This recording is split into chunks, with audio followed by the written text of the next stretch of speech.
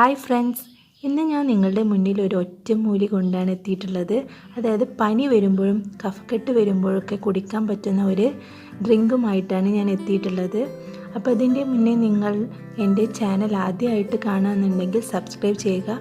അതോടൊപ്പം തന്നെ ഇഷ്ടമായിട്ടുണ്ടെന്നുണ്ടെങ്കിൽ ലൈക്ക് ചെയ്യാനും മറക്കരുത്. നമുക്കിതിന് വേണ്ട ഇൻഗ്രീഡിയൻസ് എന്താണെന്ന് നോക്കാം. ഇഞ്ചി, നാരങ്ങ, വെളുത്തുള്ളിയുടെ 5 ഇതളുകൾ, 2 ഗ്ലാസ് വെള്ളത്തിലേക്കുള്ള ചേരുവകളാണ്. ഒരു നാരങ്ങ, ഒരു ഇഞ്ചിയുടെ ഒരു പീസ്, 5 വെളുത്തുള്ളിയുടെ ഇതളുകളും. ഫസ്റ്റ് നമുക്ക് നാരങ്ങ ചെറുതായി കട്ട് ചെയ്യാം.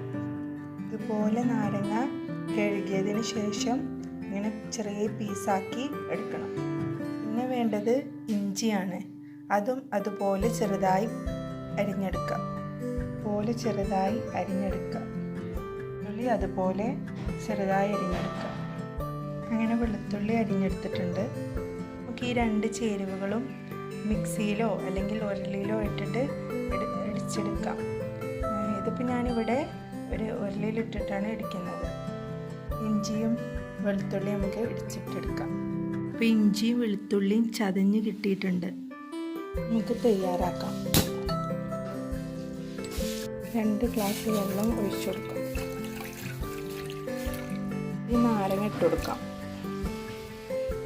ഈ ഇഞ്ചി വെളുത്തുള്ളി ചതച്ചത് ഇട്ട് കൊടുക്കാം.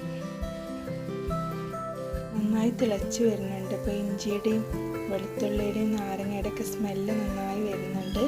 നമുക്ക് തീ ഓഫ് ചെയ്യാം. ചെറിയ ബൗളിലേക്ക് അരിച്ചെടുക്കാം. ഇനി തണുത്തതിന് ശേഷം ആ ബൗളിൽ നിന്ന് ഒരു ഗ്ലാസ്സിലേക്ക് മാറ്റി വെക്കുക.